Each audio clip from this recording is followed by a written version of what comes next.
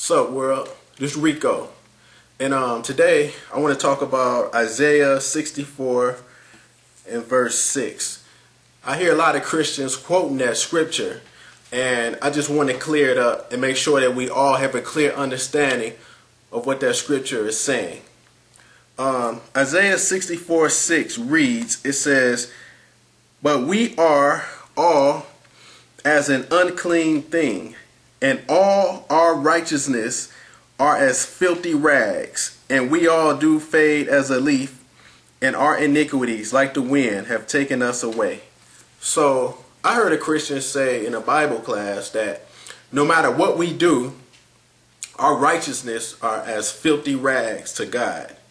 And this was the scripture that he used to make that statement. So is Isaiah 64 verse 6 really saying that as a Christian, our righteousness are as filthy rags? Actually, this right here, Isaiah was specifically talking to the Jews when he said this, and I'm about to prove that. First, let's look at chapter 1 verse 1 of Isaiah. It reads, "The vision of Isaiah the son of Amoz, which he saw concerning Judah and Jerusalem in the days of Uzziah."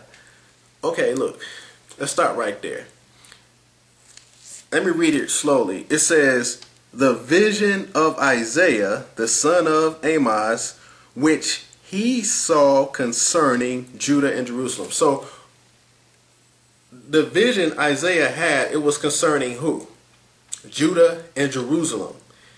This wasn't talking about Christians, but it was talking about Judah and Jerusalem, or it was just talking about Israel.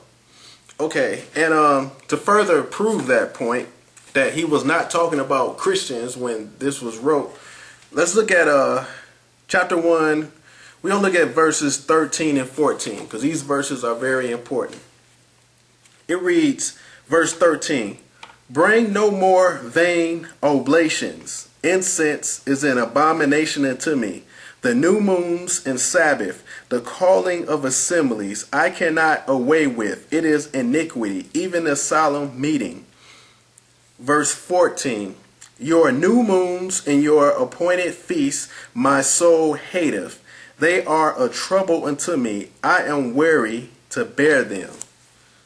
Okay, so God is saying that he don't want no more of their oblations. Oblations, that just simply means a sacrificial offering. So God says he don't want any more of their oblations or their appointed feasts or their new moons. And he says incense is an abomination also. So that right there is proof that he was talking to the Jews, because when have the Gentiles ever burnt offerings for the Lord? Or when have the Gentiles ever kept the Sabbath? Or when have the Gentiles ever had the new moons or watched for the new moons? So all these things are proof that he was talking specifically to the Jews. So the question is, why would he tell the Jews he don't want no more of their burnt offerings, their incense is an abomination? I think verse 21 explains that. It says, "How is the faithful city become an harlot? It is full of judgment, righteousness lodge in it, but now murderers." So in other words, Jerusalem had been found guilty of idolatry.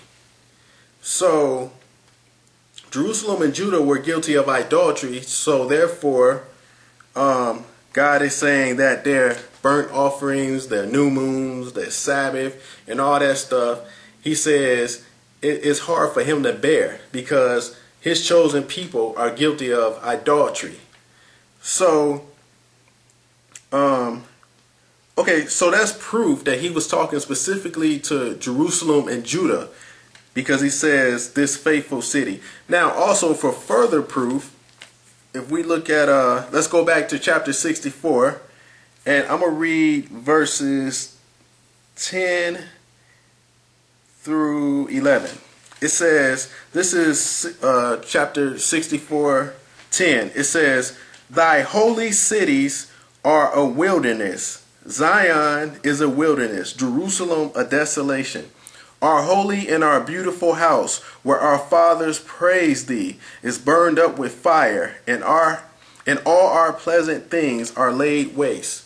So, verse 10, he specifically named who he was upset with. He says, Zion is a wilderness, Jerusalem a desolation. So,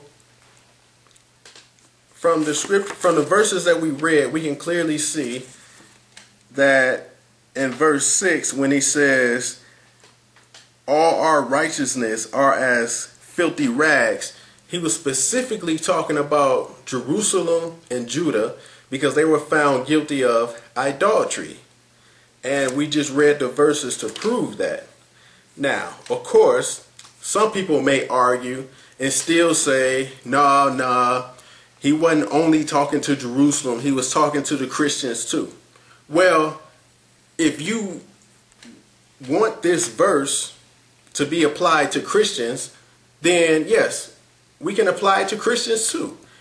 If you are a Christian and you're found a sinner, then yes, your righteousness are as filthy rags. Or if you are a Christian and you confess that you sin every single day and you smile from ear to ear when you say it, then to God, your righteousness is an abomination. So if you want to apply this verse to Christians, you can.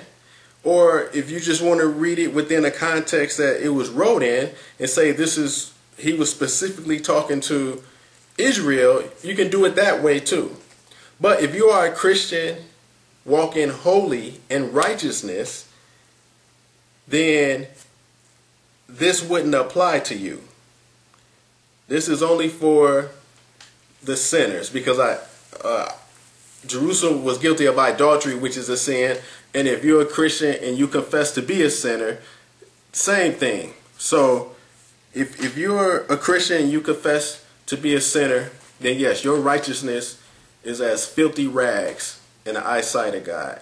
So live holy, walk upright, live to not do your will, but only the will of the Father's.